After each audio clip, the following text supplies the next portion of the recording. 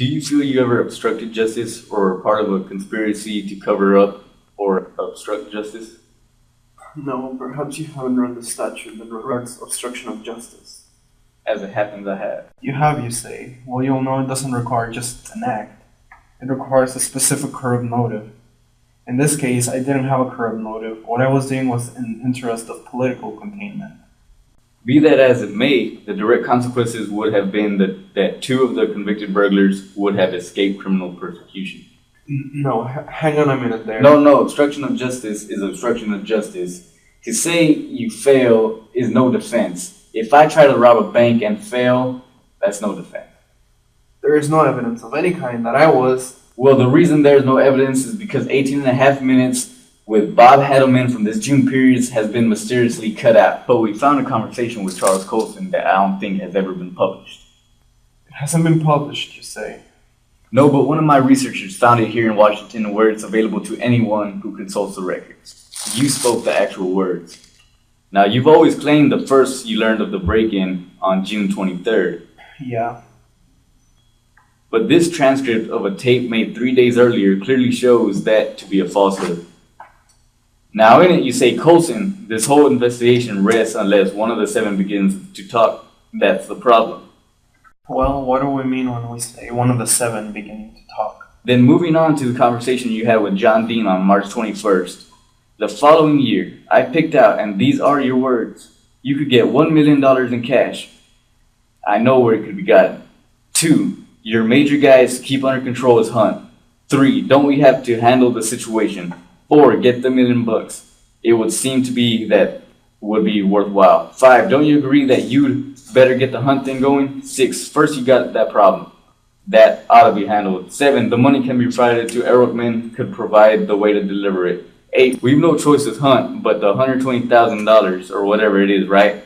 9, Christ, turn over any cash we got. And I could go on. Now, it seems to me that someone running a cover-up couldn't have expressed it more clearly than that. Could they? Look, let me just stop you right there. You're quoting me out of context and out of order. And I might add, I have participated in all of these interviews without a single note in front of me.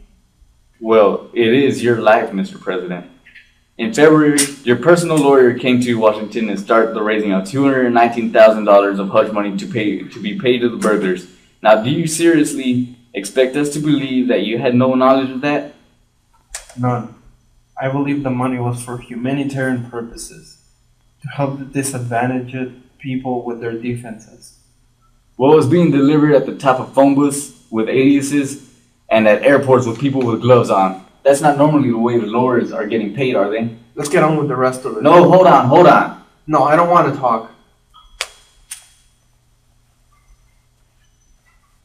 These men, Haldeman, Ehrlichman, I knew their families. I knew them since they were just kids. And the pressure on me to let them go just became overwhelming. So I cut off one arm, I cut off the other. Look, I'm not a good butcher. And when you're in office, you gotta do a lot of things, sometimes that are not always in the strict sense of legal. But you do them because they're in the greater interests of the nation. Right. Wait, just so I understand correctly, are you saying that in certain situations the president can decide whether it's alright in the best interests of the nation and then do something illegal? I'm saying that when the president does it, that means it's not illegal. I'm sorry? That's what I believe. And I realize now that no one else shares that view. So in that case, will you accept then to clear the air that you did break the law? Would you go further than mistakes, the words that seem not enough for people to understand? What words would you use now? Alright, since you've asked me, I think there are 3 things that people would like to hear you say. 1, that there was probably more than mistakes, there was wrongdoing. And yes, it might have been a crime too. Secondly, I think I did abuse the power I had as president. And thirdly, I put the American people through 2 years of needless agony, and I apologize for that. Well, it's true. I have made some horrendous mistakes. once not worthy of a president. I was caught up in a five-pronged war against a partisan media, against a partisan House of Congress. And I was involved in a cover-up, as you call it. No one can know what it's like to resign the presidency. And for the American people, I let them down. I let down my friends. I let down my country. And worst of all, I let down our system of government. I don't want to talk. hold on. I don't want to talk.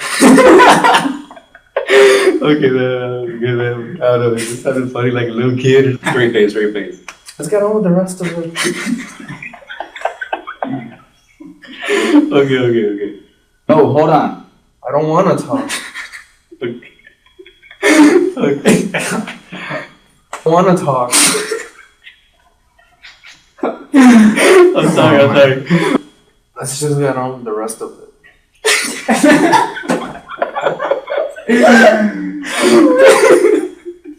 Let's just get on with the rest of it.